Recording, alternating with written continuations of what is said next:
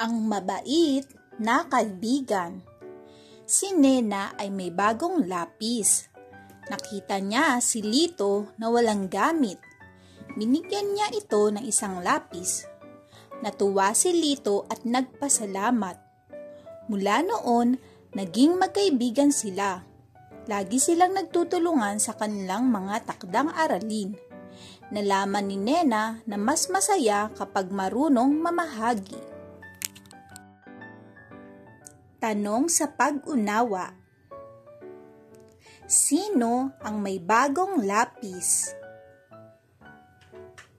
Ano ang ibinigay ni Nena kay Lito?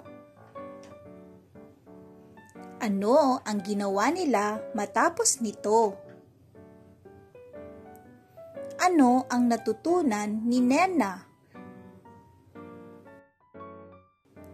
Aral: ang pagbabahagi ay nagdudulot ng pagkakaibigan at kasiyahan.